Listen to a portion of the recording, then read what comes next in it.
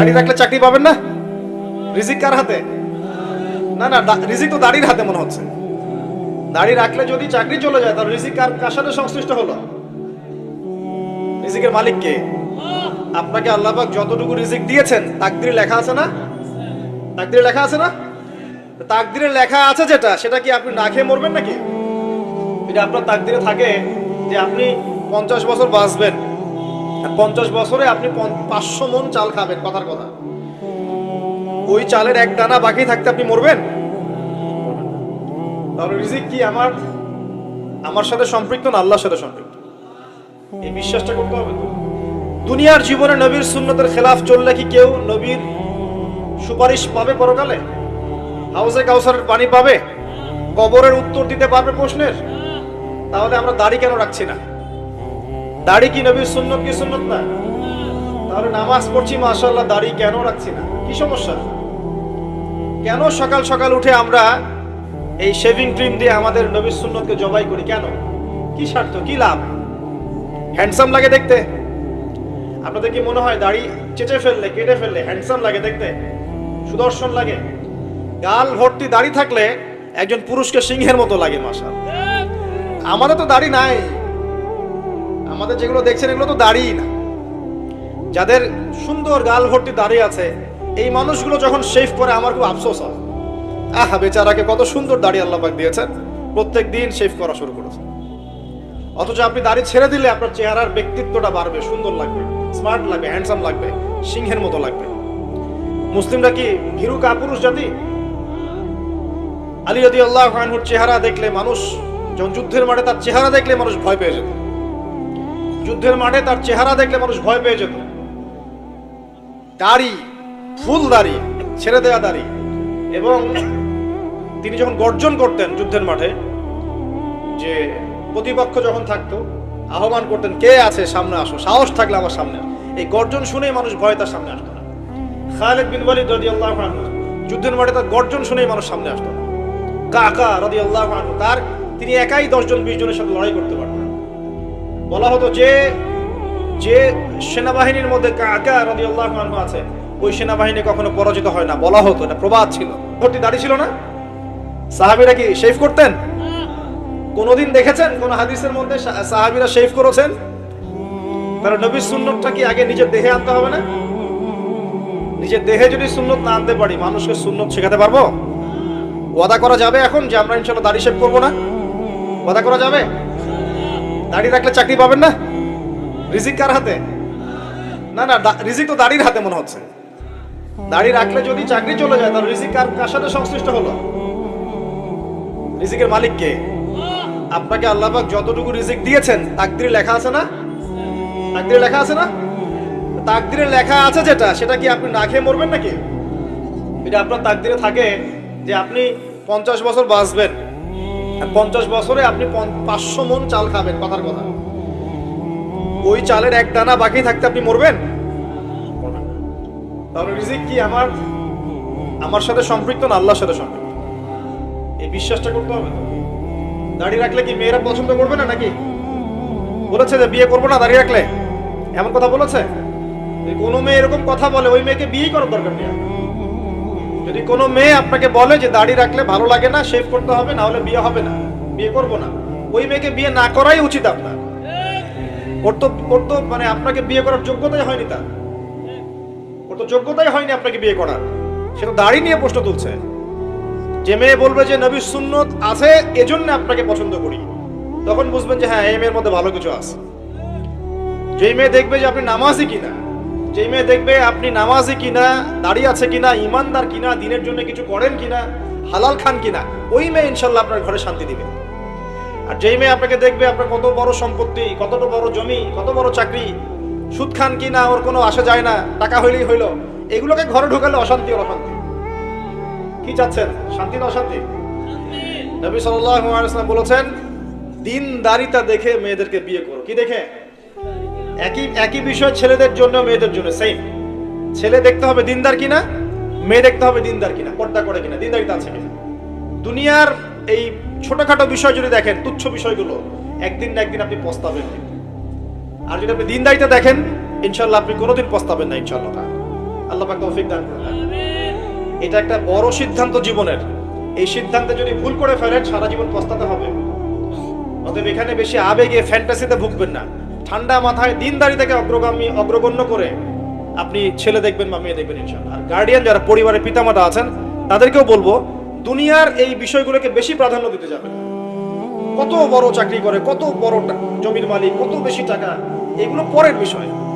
আগের বিষয় হচ্ছে আপনার ওই জামাই দিনদার কিনা, আগের বিষয় হচ্ছে তার মধ্যে ইসলাম আছে কিনা, শুরুর বিষয় হচ্ছে আপনার ওই মেয়ের মধ্যে দিনদারিতা আছে কিনা। এটা নসিহত করে গেলাম। যদি আপনি বুদ্ধিমান হন তাহলে আমার নসিহত গ্রহণ করবেন ইনশাআল্লাহ তাআলা, না হলে কিন্তু সারা জীবন পস্তাতে হবে। যারা বেদিন জামাই বিয়ে করেছে আর বেদিন মেয়ে বিয়ে করেছে তারা বুঝবে যে আমার কথার মর্ম কতটুকু। তারা এখন ইচ্ছা করেও লাইন আনতে পারছে না, পারছে যে বলছে বিয়ের পরে ঠিক হয়ে যাবে, এত সহজ? এটা কি সুইচ টিপ দিলে ঠিক হয়ে যাবে? মানুষের মনটা খুব জটিল একটা বিষয়। এত সহজেই মানুষের মন চেঞ্জ হয় না, হয় ইল্লা মাশাআল্লাহ, আল্লাহ চাইলে হয়। কিন্তু যদি মনে করেন যে পর্দা করে না, বিয়ে করি তারপর পর্দা করবে, করাই নিব, বানাই নিব, নিজের মতো গড়ে নিব, এত সহজ নয়।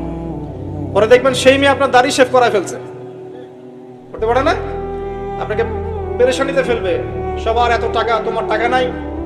এই যুগে একটু সুদ খেলে কি হয়, সমিতিতে নাম লেখালে কি হয়, সুদের লোন নিলে কি হয়, সবার একতলা বাড়ি, আমার কেন, সবার 4-5 তলা বাড়ি, আমার কেন একতলা থাকবে, নাও লোন নাও, বাড়ি করি। আপনার স্ত্রী আপনাকে এদিকে ইনফ্লুয়েন্স করবে, করবে না?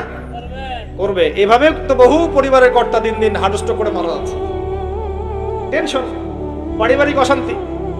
অতএব দিনদারিতাকে প্রাধান্য দেন ইনশাআল্লাহ। দিনদারিতার সৌন্দর্য কখনো শেষ হয়ে যাবে না ইনশাআল্লাহ। আল্লাহ পাক তৌফিক দান করুন। প্রিয় ভাইরা, আলোচনা একটা বড় অংশে এবার আসছি, এদিকে খেয়াল করেন, একটু মনোযোগ দিতে হবে। এখন থেকে আমরা একটু গুরুত্বপূর্ণ জায়গায় যাব।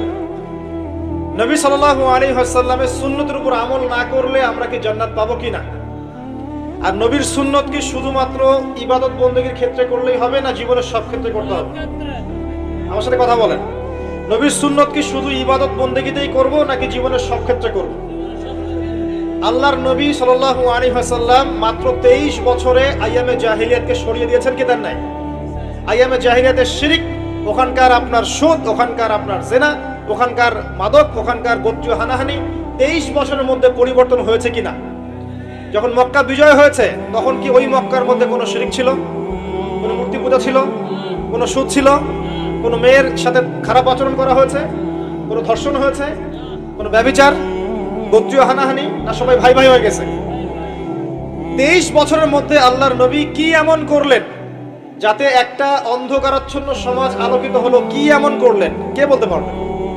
23 বছরের মধ্যে আল্লাহর নবী কি এমন করলেন? তিনি কি কোনো জাদু করেছেন? তিনি কি মানুষকে বশ করেছেন? তিনি কি আল্লাহর ফেরেশতাদেরকে দিয়ে জোর করে মানুষকে দিনের দিকে নিয়ে আসছেন? তিনি কি মানুষের গলায় ছুরি ধরে ইসলাম কবুল করিয়েছেন? এই কোনো কাজই আমাদের নবী মুহাম্মদ সাল্লাল্লাহু আলাইহি ওয়াসাল্লাম করেন নাই, করেছেন? বরং তিনি মানুষের কলব, মানুষের হৃদয়টাকে পরিবর্তন করে দিয়েছেন। সুবহানাল্লাহ। মানুষের হৃদয়ের মধ্যে আগে কুফর ছিল, আল্লাহর নবী সেখানে ঈমান ঢুকিয়ে দিয়েছেন। মানুষের হৃদয়ের মধ্যে আগে শিরক ছিল, আল্লাহর নবী সেখানে তাওহীদ ঢুকিয়ে দিয়েছেন। মানুষের হৃদয়ের মধ্যে আগে হারাম ছিল, নবী সাল্লাল্লাহু আলাইহি ওয়াসাল্লাম হালাল ঢুকিয়ে দিয়েছেন। মানুষ আগে বস্তুবাদী ছিল, দুনিয়া কেন্দ্রিক ছিল, আল্লাহর নবী মানুষকে পরকালমুখী করেছেন। মানুষ আগে আল্লাহকে চিনতো না, আল্লাহর নবী মানুষকে আল্লাহকে চিনিয়েছেন। মানুষের কবর, হাসর, জান্নাত, জাহান্নাম নিয়ে এত চিন্তা ছিল না, আল্লাহর নবী তাদেরকে পরকালীন জীবন সম্পর্কে সচেতন করেছেন। করেন নাই? কিভাবে করেছেন? উত্তর, নবী সাল্লাল্লাহু আলাইহি ওয়াসাল্লাম 2টা উৎস দিয়ে করেছেন। কয়টা উৎস ভাই? 1 নাম্বার আল্লাহর কিতাব মানে আল কোরআন, 2 নাম্বার নবীর সুন্নত মানে কি? হাদিস। আমার সাথে কথা বলেন। 1 নাম্বার কি? আল্লাহর কিতাব মানে কি? আল কোরআন। 2 নাম্বার নবীর সুন্নত মানে হাদিস। এই কোরআন এবং হাদিসকে কেন্দ্র করে মাত্র 23 বছরে নবী সাল্লাল্লাহু আলাইহি ওয়াসাল্লাম পুরো জাহিলিয়াতের চিত্রই পাল্টে দিয়েছেন। পাল্টে দিয়েছেন কিনা? আচ্ছা, কিভাবে? উত্তর, নবীজি এবং সাহাবীরা সর্বপ্রথম তারা সবাই কোরআন তেলাওয়াত করা জানতেন। 1 নাম্বার, ঠিক আছে? তার মানে সমাজ পরিবর্তন করতে হলে আমাদের সবাইকে কোরআন তেলাওয়াত করা শিখতে হবে। 2, নবী এবং সাহাবীগণ সাল্লাল্লাহু আলাইহি ওয়াসাল্লাম কোরআন শুধু তেলাওয়াতই করতেন না, কোরআনের অনেক অংশ, প্রায় পুরো অংশই তাদের মুখস্থ ছিল, ছিল না? তাহলে আমাদের কোরআন মুখস্থ করা লাগবে কিনা? পুরো অংশ না পারি, অল্প একটু করা লাগবে কিনা? অথবা এতটুকু না পারি, এক পারা পারবো কিনা? এক পারাও না পারি, নামাজের জন্য উপযুক্ত সূরাগুলো মুখস্থ করতে পারবো কিনা? পারবো না। সারা জীবনে কম পড়াশোনা করেছি, প্রচুর পড়াশোনা করেছেন, তাহলে কোরআনের ক্ষেত্রে কেন পিছিয়ে থাকা যাবে? যাবে না। ওই যে বারবার একটা কথা বলি, 15-20 বছর পড়াশোনা করে 15টা সূরা শিখছেন না, 15 বছর পড়াশোনা করে আপনি 15টা হাদিস শিখছেন না, ঠিক আছে?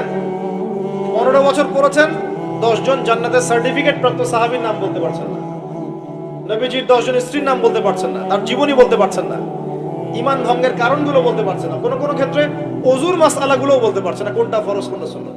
এমন আছে না? এবং এদের সংখ্যা কি কম না বেশি? এদের সংখ্যা কোটি কোটি, এমন কোটি কোটি মানুষ আছে বাংলাদেশের মাটিতে। আমরা সবাই মাশাআল্লাহ দুনিয়াবি ক্ষেত্রে শিক্ষিত হয়েছি ঠিকই, কিন্তু দিনের বেসিক জিনিসগুলো শিখি নাই। আপনি দেখবেন, আমি দেখাবো, কে আছেন বলেন জান্নাতি 10 জন সাহাবীর নাম বলতে পারবেন? একজন ব্যক্তি দাঁড়ায় যান দেখি, যদি বলতে পারেন আমার পক্ষ থেকে নগদ 1000 টাকা পুরস্কার। জান্নাতি 10 জন সাহাবী, এই দুনিয়াতেই তারা জান্নাতের সার্টিফিকেট পেয়েছেন। আল্লাহ নবী বলেছেন তুমি জান্নাতি, তুমি জান্নাতি, তুমি জান্নাতি। 10 জন বলতে পারবেন কেউ? বিশ্বাস করেন, আমি যদি এখন ধরি কোনো পুরস্কার দিব না, 1 টাকাও হাদিয়া নাই, আমাকে বলেন বাংলাদেশ ক্রিকেট টিমের 10টা প্লেয়ারের নাম বলেন, সবাই বলতে পারবে। পারবে না? 10 জন ইন্ডিয়ান নায়কের নাম বলতে বলেন, পারবে। 10 জন ইন্ডিয়ান নায়িকার নাম বলতে পারেন, পারবে। 10 জন আর্জেন্টিনার প্লেয়ারের নাম বলতে পারেন, পারবে। 10টা ব্রাজিলের প্লেয়ারের নাম জিজ্ঞাসা করেন, পারবে।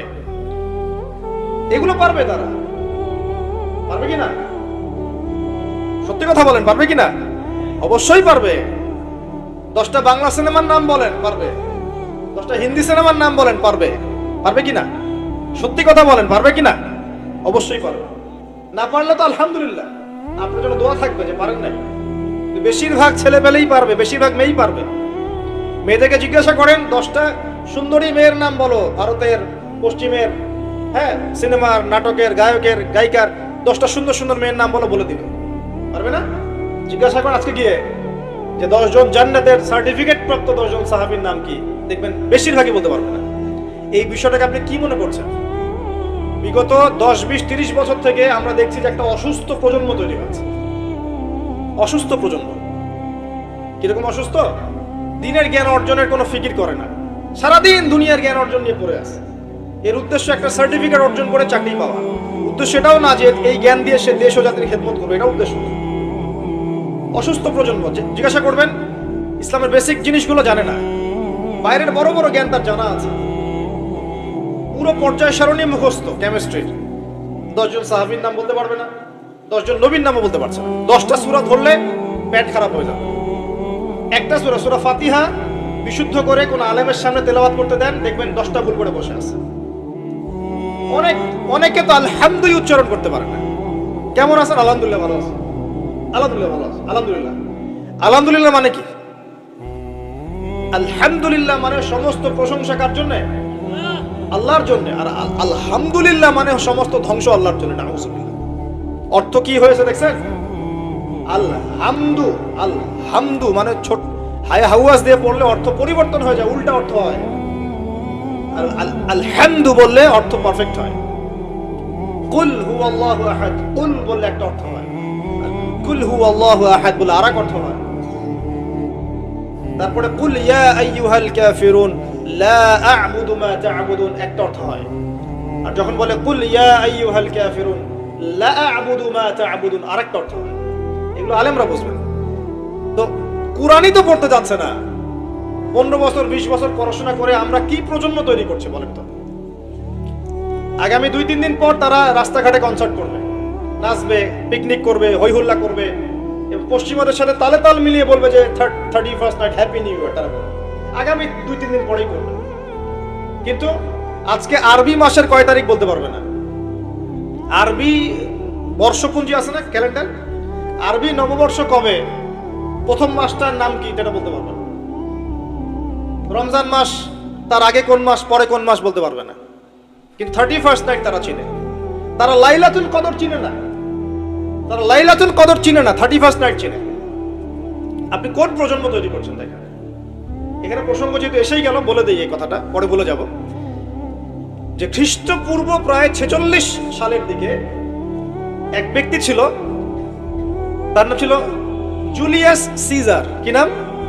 Julius Caesar. এগুলো আমি আসলে অনেকদিন আগে পড়েছি, আমার মাথায় এত লাইভলি নাই, আর এগুলোর চর্চা করা আমি বন্ধ করে দিয়েছি। আমাদের ফিলোসফি কিছু বই ছিল, এগুলোতে হিস্ট্রিগুলো ঘাটা ছিল সবগুলো, আর হিস্ট্রির একজন গভীর ছাত্র। তো এই জুলিয়াস সিজার নামে এক ব্যক্তি ছিল, যে আসলে সিজার নামক এক দেবতার উপাসনা করত। কথা বুঝতে পারছেন? ওদের অনেক দেবতা ছিল, এরকম একটা দেবতার নাম ছিল সিজার। ওর নামে সে নামকরণ রেখেছে জুলিয়াস সিজার। এই নক্ষত্র পূজারী ছিল, তারার পূজা করত। কথা বুঝতে পারছেন? তো তারার পূজা যে করে সে কি তাওহীদপন্থী না মুশরিক? বলেন, সে কি ইমানদার না কাফের, কোনটা? এখন সে একটা ক্যালেন্ডার ফর্ম করেছিল, এর নাম হলো এই গ্রেগরিয়ান ক্যালেন্ডার বলে আর কি। এখানে প্রথম বর্ষ যেটা, এই প্রথম বর্ষতে উৎসব পালন করা শুরু করেছে এই জুলিয়াস সিজার নামক এই ব্যক্তি প্রথম, এবং সে সমাজ এটা চালু করে দিয়েছে। এরপরে আরো পরে প্রায় খ্রিস্টের জন্মের 800 বছরের দিকে পারস্যের এক সম্রাট ছিল, তার নাম ছিল মনে হয় জামশিদ। তো এই ব্যক্তি একজন সম্রাট ছিলেন। তো সে আবার এরকম বর্ষ বরণের জন্য একটা মানে উৎসবের আয়োজন করে, তার নাম দিয়েছিল নওরোজ। কি নাম দিয়েছে? নওরোজ, মানে বর্ষ বরণ উৎসব। এভাবে এই পারস্য উপমহাদেশে পুরো জায়গাটায় এই নববর্ষ পালনের সংস্কৃতি চলে আসে। এগুলো হতে হতে হতে আজকে যে দেখছেন আপনি 31st নাইট, এই যে গ্রেগরিয়ান ক্যালেন্ডার, যেটা মানে পশ্চিমারা সারা বিশ্ব শাসন করেছে না, যখন ব্রিটেন সারা বিশ্বকে শাসন করছিল, আমাদের এখানে ওদের দখল ছিল না। পলাশির যুদ্ধের হিস্ট্রি জানেন না? কত বছর এখানে শাসন করেছে? প্রায় 200 বছর এরা এখানে শাসন করে নাই। নবাব সিরাজউদ্দৌলার পতনের পর থেকে প্রায় 200 বছর এই ভারতীয় উপমহাদেশ তারা শাসন করেছে না। এখানে এই গ্রেগরিয়ান ক্যালেন্ডার ছড়িয়ে দেওয়া হয়েছে। এখন আমরা এই যে 31st নাইটের উৎসবটা পালন শুরু করছি। এটা কি আমাদের উৎসব? এটা কি মুসলমানদের? কাদের হলো তাহলে? পশ্চিমাদের, ও রোমকদের, পশ্চিমাদের, যাদের সাথে ইসলামের দূর দূর পর্যন্ত কোনো সম্পর্ক নাই। আর নবী সাল্লাল্লাহু আলাইহি ওয়াসাল্লাম কি বলছেন শুনেন। আল্লাহ নবী বলছেন তোমাদের জন্য আনন্দের উৎসব দুইটা। কয়টা? একটা ঈদুল ফিতর, রমজান মাসে সম সাধনার পরে, কিয়ামুল লাইলের পরে, তারাবির পরে, তাহাজ্জুদের পরে, কোরআন খতম দেওয়ার পরে, যাকাত ফিতরা দেওয়ার পরে, ত্যাগের এই মাসের পর আমরা একটা আনন্দ করি, ঈদুল ফিতর। করি কি না? সবাই আনন্দ ভাগাভাগি করে নেই, আলহামদুলিল্লাহ। ওই দিন আল্লাহ পাক কি করেন? আল্লাহ পাক রমজানের রোজাদার যারা ছিলেন সবাইকে মাফ করে দেন, আলহামদুলিল্লাহ। মুক্তি পাই আমরা, নাজাত পেয়ে যাই। উৎসব এটা আমাদের, খুশি আমাদের। আরেকটা হচ্ছে ঈদুল আজহা, যখন ওই যে ইসমাইল আলাইহিস সালামকে যে কুরবানি করার মহান স্মৃতি, সেই স্মৃতিকে স্মরণ করে আমরা ইব্রাহিমী চেতনায় আবার কি করি? ঈদুল আজহার এই পশু কুরবানির মধ্য দিয়ে নিজের পশুত্বকে কুরবানি দেই, আল্লাহর সামনে আমরা আত্মসমর্পণ করি। করি কিনা? এই দুইটা হচ্ছে আমাদের উৎসব। এগুলো বাদ দিয়ে নবীজি বলছেন মান তাশাব্বাহা বিকওমিন ফাহুয়া মিনহুম। কেউ যদি তোমাদের মধ্যে অন্য কোনো জাতির সাদৃশ্য অবলম্বন করে, যে জাতির সাদৃশ্য অবলম্বন করবে সে তাদের অন্তর্ভুক্ত হয়ে যাবে। নাউযুবিল্লাহ। আমরা কি চাই উম্মতে মুহাম্মাদের অন্তর্ভুক্ত হতে, না ওই পশ্চিমাদের অন্তর্ভুক্ত হতে? পশ্চিমা কারা? যাদের মধ্যে ছেলে ছেলে বিয়ে করা জায়েজ। খুশি হয়েছেন? পশ্চিমা কারা? যাদের মধ্যে ছেলে ছেলে বিয়ে জায়েজ, মেয়ে মেয়ে বিয়ে জায়েজ, পর্নোগ্রাফি সবাই করতে পারে, দেখতেও পারে, মদ পান করা জায়েজ, পরকালের কোনো কনসেপ্ট নাই ওদের, লা ইলাহা ইল্লাল্লাহ কোনো কালিমা নাই, মুহাম্মদুর রাসূলুল্লাহ তারা বিশ্বাস করে না। এমনকি তারা বলছে, কয়দিন আগে বললো মেরি ক্রিসমাস, বলেছে না? যে ব্যক্তি বলেছে মেরি ক্রিসমাস 25শে ডিসেম্বরে, সে ওই দিন স্বীকার করে নিয়েছে যে 25শে ডিসেম্বর আল্লাহ পাক ঈসা আলাইহিস সালামকে জন্ম দিয়েছেন। নাউযুবিল্লাহ। কথা মানে বুঝতে পারছেন না? যখনই আপনি এটা পালন করেছেন, তার মানে ওই দিন আপনি স্বীকার করেছেন যে ওই দিন আল্লাহ পাক ঈসা ইবনে মারইয়াম, আল্লাহর পুত্র, নাউযুবিল্লাহ, তাকে তিনি জন্ম দিয়েছেন। এটা স্বীকার করেছেন আপনি, করছেন না? ওই সভ্যতা এর অন্তর্ভুক্ত আপনি হতে চান? ওদের সাথে হাসর করতে চান, নাকি নবী সাল্লাল্লাহু আলাইহি ওয়াসাল্লামের সাথে করতে চান? বলেন। এটা আপনাকে বেছে নিতেই হবে। আপনি মুসলমান হয়ে এটা করতে পারবেন না। ইসলাম এই নামকা ওয়াস্তে পালন করতে পারবেন না। পালন করলে পরিপূর্ণ পালন করতে হবে। উদখুলু ফিস সিলমি কাফা। তোমরা পরিপূর্ণ রূপে দিনে প্রবেশ করো। তোমরা পরিপূর্ণ রূপে দিনে প্রবেশ করো। নামাজও পড়বো, সুদও খাবো, এদিকে যাকাত দিব, আবার এদিকে আমি ঘুষও নিব, এদিকে আমি হজ উমরাও করব, আবার এইসব পশ্চিমা সংস্কৃতি ধারণ করব, মাদক খাবো, সুদ খাবো, জেনা করব, ফ্রি মিক্সিং করবো। এইসব মানে হজবরল ইসলাম পালন করে এই যুগে চলবে না। পরিপূর্ণ ইসলাম পালন করতে হবে, আল্লাহ পাক তৌফিক দান করুন। পরিপূর্ণ ইসলাম পালন করতে গেলে কি আমরা এই উৎসব পালন করতে পারবো? এক নাম্বার দেখালাম যেটা ওই জুলিয়াস সিজারের চালু করা এটা পদ্ধতি, নওরোজ যেটা ওই জামশিদের চালু করা পদ্ধতি।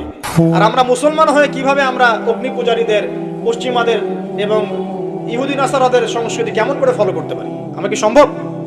আর নবী যখন বলে দিচ্ছেন মান তাশাব্বাহা বিকওমিন ফাহুয়া মিনহুম, যে যে জাতির সাদৃশ্য অবলম্বন করবে সে তাদের অন্তর্ভুক্ত হয়ে যাবে, তাদের সাথে হাসর হবে।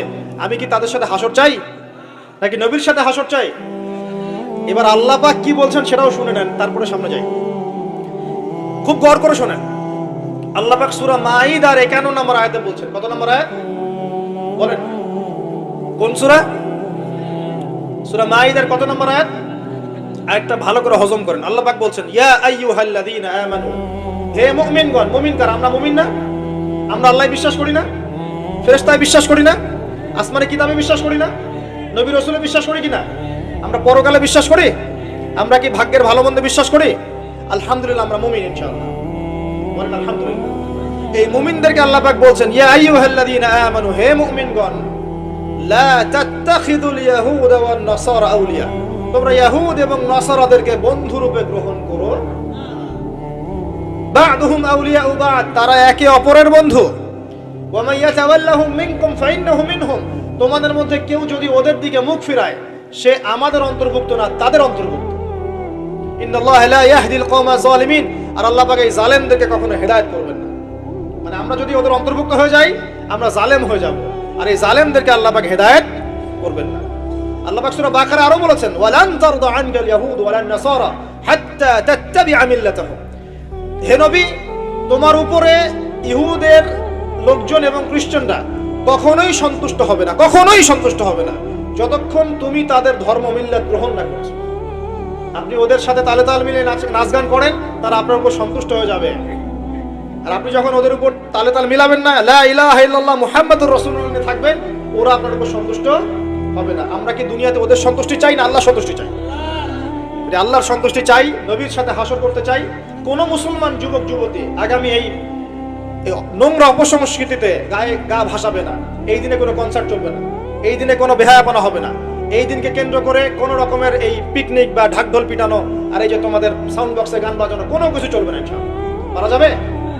মনে রাখবে এই কাজটা ছোট নয়, করার মধ্য দিয়ে আপনি কুফর করছেন। কুফর, আপনি আল্লাহর নবীর হাদিসকে অস্বীকার করছেন, আল্লাহর কোরআনের আয়াতকে অস্বীকার করছেন, আপনি আল্লাহর দুশমনদের সাথে খুশি পালন করছেন। সুবহানাল্লাহ। আল্লাহর যে দুশমনরা সারা বিশ্বে মুসলিমদের উপর নির্যাতনের স্টিম ডলার চালাচ্ছে, ওদের সাথে তালে তাল মিলিয়ে আপনি বলছেন হ্যাপি নিউ ইয়ার, মাশাআল্লাহ, আস্তাগফিরুল্লাহ, তওবা আস্তাগফিরুল্লাহ, আল্লাহ পাক মাফ করুন। এবার দেখেন এটা কি আমাদের দেশেরও সংস্কৃতি? এই জিনিসটা কি আমাদের দেশের সংস্কৃতি? বাঙালি ভাষা, বাঙালি জাতি, বাংলা ভাষা আমাদের প্রাণের যে ভাষা এবং দেশ এবং মাতৃভূমি, এদের সাথেও কি এটা সম্পৃক্ত? এদের সাথেও কি এটা যোগসূত্র আছে? এটা ধার করা সংস্কৃতি, কথা ঠিক কিনা? ধার করা সংস্কৃতির চর্চা আমরা বাংলার মাটিতে কেন করব? আমাদের বাংলা সংস্কৃতি নাই? আমরা বাঙালি না? আমাদের ভাষা নাই? আমরা ভাষা নিয়ে গর্বিত না? কেন আমরা আমাদের ভাষায়, আমাদের দেশে, আমাদের জমিতে অন্যের সংস্কৃতি এনে ওইসব ভাষার গান আমরা কেন চালু করব? ওইসব ভাষায় আমরা ঢাকঢোল কেন পিটাবো? আমাদের নিজস্ব সংস্কৃতি নাই? আছে কি নাই? এবার আসেন আরেকটা পয়েন্ট দিয়ে শেষ করি এই লেকচারটা। সেটা হলো একটা বছর যে চলে গেল, একটু মনোযোগ দাও এদিকে। একটা বছর যে চলে গেল, এক বছর চলে যাওয়াতে কি আমার খুশি হওয়া উচিত না কষ্ট পাওয়া উচিত? মনে করেন আপনার 60 বছর হায়াত আছে বা আমার 60 বছর হায়াত আছে, কথার কথা বলছি। এখন এক একটা বছর যে চলে যাচ্ছে, আমি কি মৃত্যুর দিকে একটু একটু করে আগাচ্ছি না? আপনি আগাচ্ছেন না কি ভাই? কথা বলেন, আগাচ্ছে কি না? তাহলে আমরা একটা বছর চলে যাচ্ছে মানে কি আমরা একটা একটা করে ধাপ আগাচ্ছি কবরের দিকে। এখন আমার জীবন থেকে 2022 সালটা চলে গেল, তার মানে এক বছরে আমি কতটুকু নামাজ পড়লাম, কতটুকু রোজা রাখলাম, কতটুকু তাসবিহ তাহলিল করলাম, কতটুকু দাওয়াতি কাজ করলাম, দিনের জন্য কতটুকু কি করলাম, এইটা ফিকির করা উচিত না আমার? আমার জীবন থেকে একটা বছর চলে গেল মানে আমি কবরের দিকে এক ধাপ এগিয়ে গেলাম। এখন এগিয়ে যাওয়ার খুশিতে আপনি আজকে উৎসব পালন করছেন। আস্তাগফিরুল্লাহ, কি বুদ্ধি মাথায় দেখেন।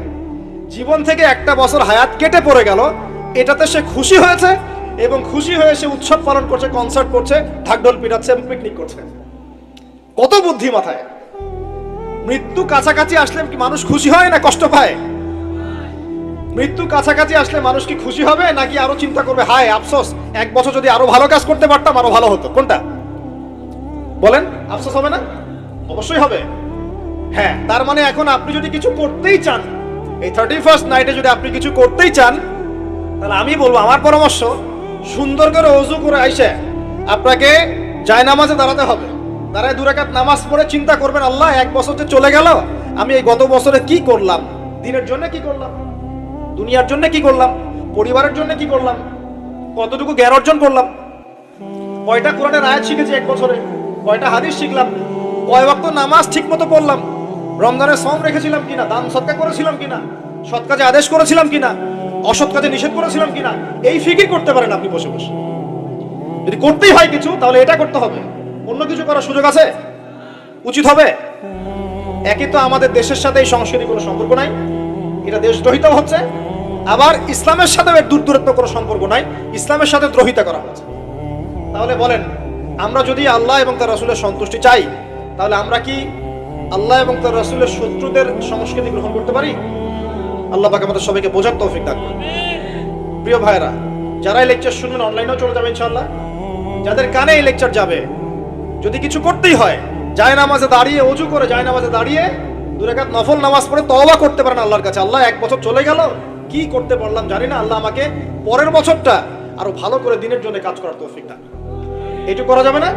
যদি করতে চান এতটুকু করেন, এর বাইরে কিছু করতে চান না, আল্লাহ পাক বোঝার তৌফিক দান করেন। প্রিয় ভাইরা, এখন সামনে আসি যে আল্লাহর নবী এই পুরো জাহেলিয়াত পরিবর্তন করেছেন কোরআন সুন্নাহ দিয়ে। ঠিক আছে কথা? কোরআন সুন্নাহর মধ্যে কাজগুলো কি ছিল? আমি কয়েকটা বলেছিলাম। 1, কোরআন তেলাওয়াত করা শিখেছে সবাই। 2, কোরআনের অর্থ বুঝেছেন সবাই। 3, কোরআনের সমস্ত আদেশ নিষেধ তারা মেনে চলেছেন। চলেন নাই? আমাদের উচিত হবে কোরআনের সমস্ত আদেশ এবং নিষেধগুলোকে মেনে চলা। আল্লাহ পাক আমাদের সবাইকে তৌফিক এনায়েত করুন।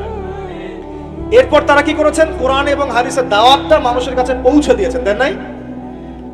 তাহলে আমাদের কি নিজে নিজে দিন পালন করলেই হবে না আমার পরিবারেও করাতে হবে? আমি নিজে পালন করছি, পরিবার পালন করছে, মাশাআল্লাহ, এখন আমার দায়িত্ব না সমাজের মধ্যে প্রচার করা? দায়িত্ব কি না? আরো কি কোনো নবী আসবেন? তার নবীর উত্তরসূরি কারা এখন? ওলামায়ে কেরাম। ওলামায়ে কেরামদের শুধু একার দায়িত্ব ইসলাম প্রচার করার, নাকি আমাদেরও দায়িত্ব আছে? আমরা ইখতিলাফি মাসআলাগুলোকে নিয়ে পড়ে থাকবো না, জটিল ফিকহি বিষয়গুলো সেটা আপনি আমি ফতোয়া দিতে পারবো না, এটা মুফতি সাহেবরা করবেন। কিন্তু কমন জিনিসগুলোর দাওয়াত আমরা সবাই দিতে পারি কিনা? নামাজের দাওয়াত আপনি দিতে পারেন? আপনি হালাল খাওয়ার দাওয়াত দিতে পারেন? পর্দার দাওয়াত দিতে পারেন? আপনি এটা দাওয়াত দিতে পারেন যে আমরা সবাই 5 ওয়াক্ত নামাজ পড়বো, রোজা রাখবো, সামর্থ্য হলে হজ করবো, যাকাত দিব, এইটুক দাওয়াত তো আপনি দিতে পারেন কিনা? মাদকদ্রব্য ছেড়ে দাও, মাদকদ্রব্য খেও না, সুদ খেও না, এই কমন কথাগুলো তো বলতে পারেন নাকি? বাল্লিগু আন্নী ওয়ালাউ আয়া, একটা আয়াতও যদি জানো তোমরা সেটা প্রচার করো। যদি আমরা সবাই মিলে দিন প্রচার না করি, দিনের অবস্থা আস্তে আস্তে কিন্তু সংকুচিত হয়ে আসছে। আপনারা কি বুঝতে পারছেন না যে অন্য ধর্মগুলো আস্তে আস্তে ছড়িয়ে পড়ছে? আমাদের এই গাফেলতির কারণে আজকে বহু মুসলিম ধর্মহীন হয়ে যাচ্ছে, হচ্ছে না? সত্য কথা বলেন, হচ্ছে কিনা? টাকার লোভে, চাকরির লোভে, হচ্ছে কিনা? এটা আমাদের গাফেলতি না? অতএব আমাদের সবাইকে শুধু আলেম ওলামার উপর দায়িত্ব ছেড়ে না দিয়ে আমাদের সবাইকেই দিনের দাওয়াতের, আম দাওয়াতের কাজ সবাইকে করতে হবে। আল্লাহ পাক তৌফিক দান। শুধু একদিনের ওয়াজ মাহফিল দিয়ে সব হবে? আজকে আমি আসলাম, 1 বছর আপনার সাথে আমার দেখা হবে না হয়তোবা, তাহলে কি এখানেই শেষ? একটা ওয়াজ মাহফিল দিয়ে সব হবে? ওয়াজের কথাগুলো সবাই শুনবো এবং মানার চেষ্টা করবো ইনশাআল্লাহ, এবং সবাই মিলে আমরা আমলও করবো, মানুষকে আমলের দিকে ডাকবো ইনশাআল্লাহ, আর সৎ কাজে আদেশও করবো, অসৎ কাজগুলোতে বাধাও দিব ইনশাআল্লাহ। আল্লাহ পাক তৌফিক দান করুন, আমিন।